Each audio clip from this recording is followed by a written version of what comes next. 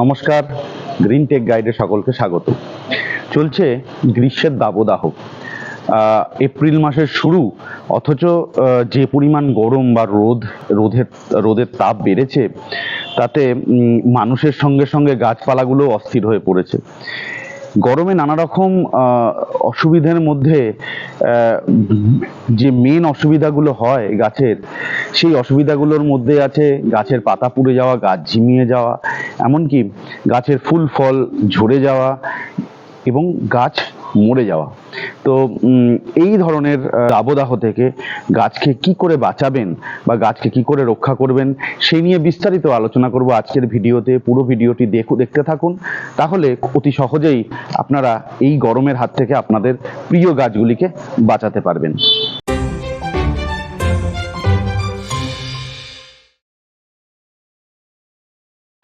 Video শুরুতেই যেটা আমি আপনাদের বলার চেষ্টা করব যে বেসিক্যালি এই অতিরিক্ত গরমে বা সূর্যের যে অতিরিক্ত দাবদাহ তাপ, এই তাপে কি কি সমস্যা হয়, তার মধ্যে বেশ কিছু সমস্যা আমার বাগানে হয়েছিল, সেগুলো আমি রেকটিফাই করে ফেলেছি অনেকটাই। তবু তো আপনাদের দেখানোর চেষ্টা করব। প্রথম সমস্যা হলো গাছের পাতা পুড়ে যাওয়া। দ্বিতীয় সমস্যা হলো গাছের পাতা পুড়ে যাওয়ার সঙ্গে সঙ্গে গাছের পাতা হলুদ হয়ে যাওয়া এবং হলুদ হয়ে ঝরে পড়া।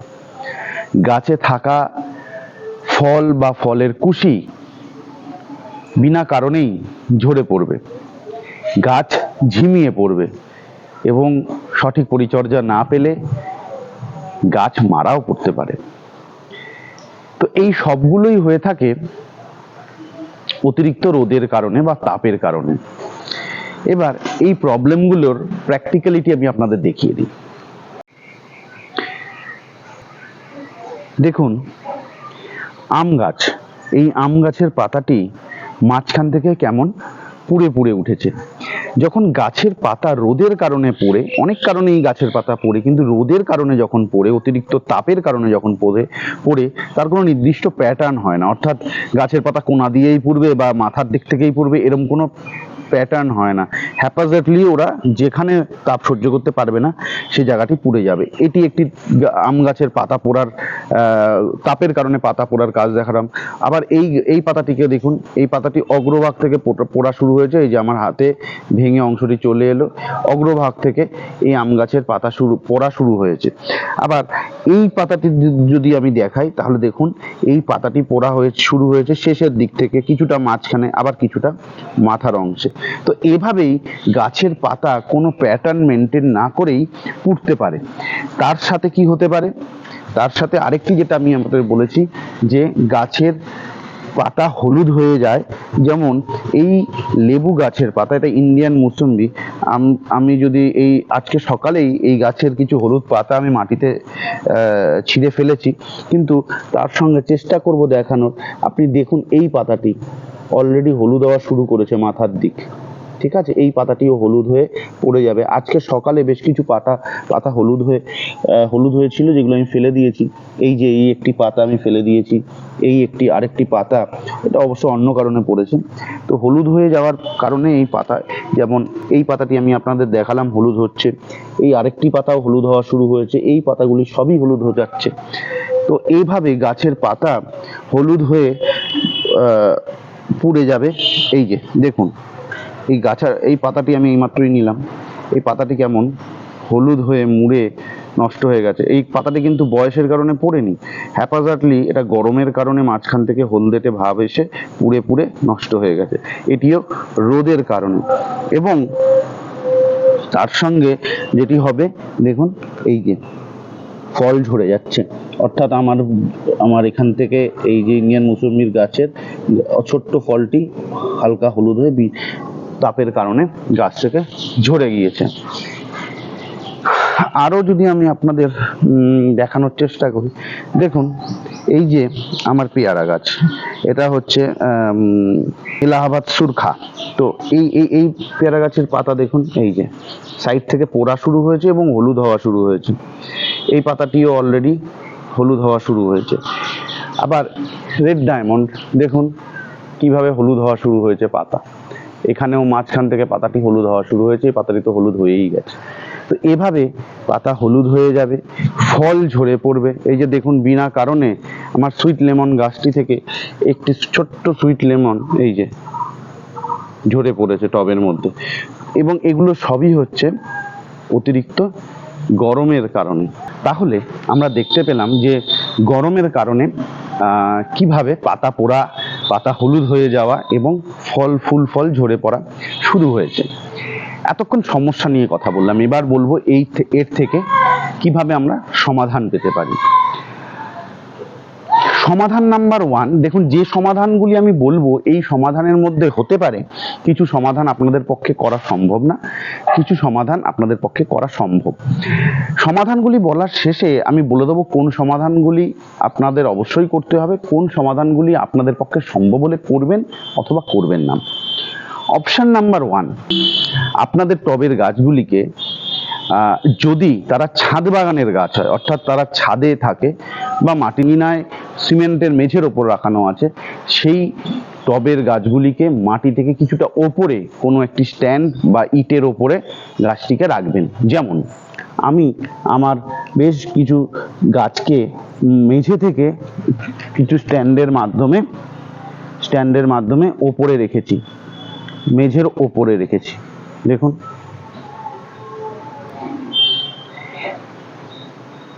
তো এই মেঝের ওপরে রাখার কারণ একটাই যে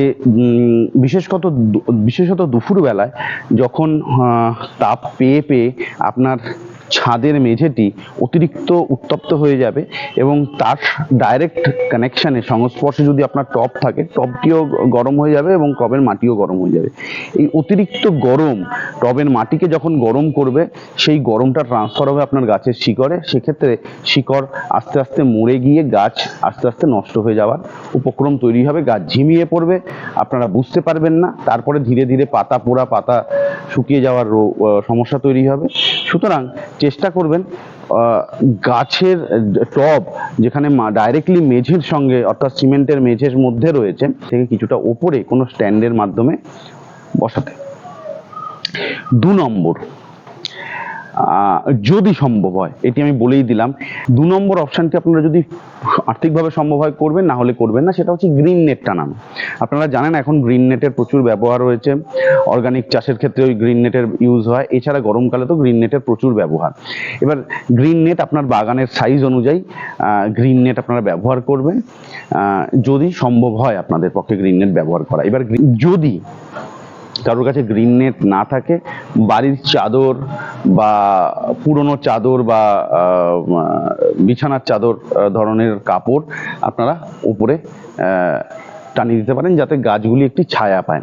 যদি সেটিও সম্ভব না হয়, তাহলে লেবু, আম এরম জাতীয় গাছ, যে গাছগুলির পাতা পড়ার সম্ভাবনা আছে, এই গাছগুলিকে অপেক্ষাকৃত বেশি ছায়াযুক্ত জায়গায় নিয়ে যাবেন, যেখানে দুপুরের যে কড়া রোদ, সেই রোদটা তারা না পায়। তো 3 নম্বর, প্রত্যেকটা টবের গোড়ায় মালচিং করে দিন। মালচিং মানে হচ্ছে এমন একটা কিছু দিয়ে, সাধারণত জৈব পদার্থ হলে বেটার হয়, যেমন শুকনো পাতা, কাঁচা পাতা, যে কোনো ধরনের পাতা দিয়ে, বা বিচুলি, মানে খড় যেটা আমরা বলি, খড় বা বিচুলি, এটা দিয়ে টবের মাটির ওপরটা ডাইরেক্টলি ঢেকে দিন, যাতে আপনি জল দিলে জল তো সেই খড় বা পাতাকে ভেদ করে নিচে চলেই যাচ্ছে, মাটি ভিজে যাচ্ছে, কিন্তু ডাইরেক্টলি রোদের তাপটা আপনার মাটির ওপরে পড়ছে না। এই পাতা বা ওপরের মালচিং এর কারণে রোদ আপনার মাটিকে খুব তাড়াতাড়ি শুকনো করে দিতে পারবে না, ফলে গাছ ডিহাইড্রেশনে যাবে না। গাছের মাটিকে ভিজিয়ে রাখা, ময়েশ্চার রাখা এই সময় খুব ইম্পর্টেন্ট। আমাদের সমস্ত গাছের মাটিকে ময়েশ্চার রাখা খুব ইম্পর্টেন্ট, কারণ মানুষের মতো গাছেরও কিন্তু ডিহাইড্রেশন হয়।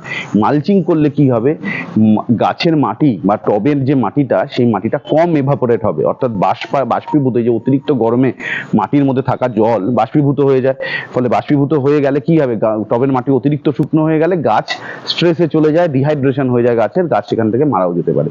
সে কারণে আমাদের দেখতে হবে যাতে টবের গাড়িটা একটু স্যাঁতস্যাঁতে বা একটু ভিজে ভাব থাকে, ওতে ময়েশ্চার যাতে ধরে রাখা যায়। এবং সেই ময়েশ্চার ধরে রাখার একটি খুব ভালো উপায় হলো, যেটি আপনাকে করতেই হবে এবং অবশ্য করতে হবে, এটি করতেই হবে, ম্যান্ডেটারি, সেটা হচ্ছে ওপরে একটা মালচিং দিয়ে রাখবেন, যেখানে অতিরিক্ত রোদ পড়ে এবং আপনার গাছ সেখান থেকে সরানোর কোনো উপায় নেই, কোনো একটা কিছু দিয়ে মালচিং করে রাখবেন। ইভেন আরেকটা ভালো উপায় হচ্ছে, আপনি যদি চটের বস্তা কোনো প্লাস্টিকের কাগজ বা এরকম ধরনের জিনিস ব্যবহার করবেন না। চটের বস্তা যদি আপনার কাছে থাকে, সেই চটের বস্তা আপনি ওপরে দিয়ে তার উপর দিয়ে জল দিতে পারেন। তাতে দুটো উপকার হবে। এক নম্বর হচ্ছে চটের বস্তার কারণে চটের বস্তাটা মালচিং এর কাজ করবে, যেখানে ডাইরেক্ট রোদটাও বাধা দেবে আপনার মাটির মধ্যে পড়তে, মাটিটা ময়েশ্চার থাকবে। প্লাস আপনি জল দিলে চটের বস্তা অনেকক্ষণ ভিজে থাকে, যে কারণে মাটিটাও অনেকক্ষণ ভিজে থাকবে, ফলে গাছের ডিহাইড্রেশন যাওয়ার ভয় নেই। তো এতগুলো অপশন আপনাকে বলে দিলাম, তো এটি আপনাকে করতেই হবে। আচ্ছা, এই মালচিং এর ব্যাপারে যেটা আমি বললাম বাধ্যতামূলক করতেই হবে, মালচিং এর ব্যাপারে একটা ইউনিক বুদ্ধি আপনাদের দিই, যেটা আমার মনে হয় না কেউ এর আগে আপনাদের দিয়েছে। যেমন এই শুকনো পাতা, খড়, এগুলো যা বললাম এগুলো তো ঠিকই আছে, এগুলো যদি পান তো ভালো, কিন্তু সবচেয়ে ভালো বুদ্ধি কি হবে আমি বলছি। আমরা প্রত্যেক দিন বাড়িতে রান্না বান্না করি, তার শাক সবজির খোসা তৈরি হয়, সেই খোসাগুলো আমরা অনেক সময় তরল সার বা কিচেন কম্পোস্ট তৈরি করার জন্য ব্যবহার করি। এক্ষেত্রে আপনারা কি করবেন, ওই সবজির খোসাগুলি এক একদিন এক একটি যে সবজির খোসা হবে সেগুলি টবের উপরে চাপা দিয়ে দেবেন।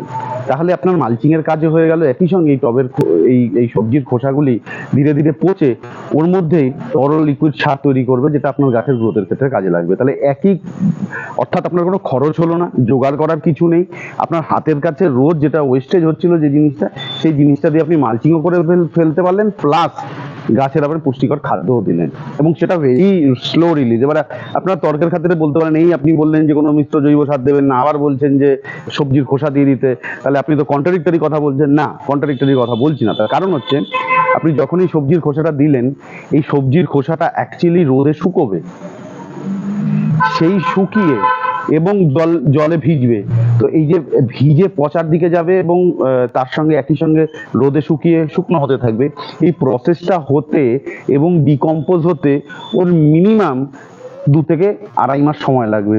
এই 2 থেকে আড়াই মাসের মধ্যে আপনার বর্ষা চলে আসবে, বা ঠিক বর্ষার আগ দিয়ে। তাহলে যেটা সুবিধে হবে আপনার, যে আপনার নাইট্রোজেন ঘটিত সার ঠিক বর্ষার আগে অলরেডি গাছের গোড়ায় আপনি পেয়ে গেলেন, এবং আপনার মালচিং এর কাজটাও হয়ে গেল। ফলে আপনি এটা কখনোই মনে করবেন না যে এই মুহূর্তে আপনি সবজির খোসা গাছের গোড়ায় মালচিং হিসেবে দিলেন, আবার সেই পরের দিন থেকেই সেটা সারে পরিণত হল। আর লাস্ট যে পয়েন্টটা আমি বলবো, এটি অবশ্যই আপনাকে করতে হবে, সেটিও হলো যে সকালবেলা, যদি সম্ভব হয় সকালবেলা এবং সন্ধেবেলা, মানে সূর্যাস্ত হয়ে গেল তারপরে গাছগুলোকে নর্মাল জল দিয়ে আপনি একবার স্নান করিয়ে দেবেন, সমস্ত গাছকে স্নান করিয়ে দেবেন। যেদিন আপনার মনে হবে, এটা রোজ করতে পারলে তো খুবই ভালো, যেদিন আপনি দেখলেন অতিরিক্ত গরম, আজকে মানে প্রচন্ড গরম, সেদিন আপনারা বুঝতেই পারবেন টেম্পারেচার দেখে বা পরিস্থিতি, নিজেদের পরিস্থিতি বুঝে, যদি সম্ভব হয়। যেমন আমার একটি সমস্যা আছে, আমি আপনাদের দেখাই। যদি আমার পিছনে দেখতে পারেন, দেখুন আমার ছাদে এখানে ট্যাঙ্ক বসানো আছে প্লাস্টিকের। তো এই ট্যাঙ্কের জল সারা দুপুরের রোদ পেয়ে ট্যাঙ্কের জলও যথেষ্ট গরম হয়ে থাকে।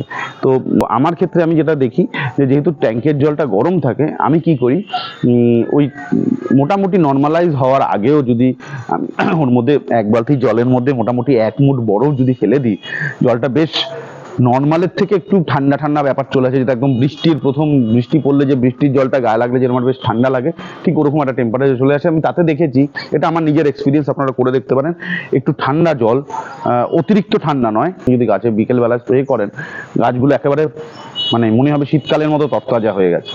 এবং কীটনাশকের যদি দরকার হয় তবেই দেবেন, না হলে দেবেন না, কারণ কীটনাশক দিলে কিন্তু গাছের টেম্পারেচার বাড়ে। যে কোনো কীটনাশক, যে কোনো ধরনের কীটনাশক আপনি যদি গাছে স্প্রে করেন, গাছের স্ট্রেস বাড়ে, গাছ গরম হয়।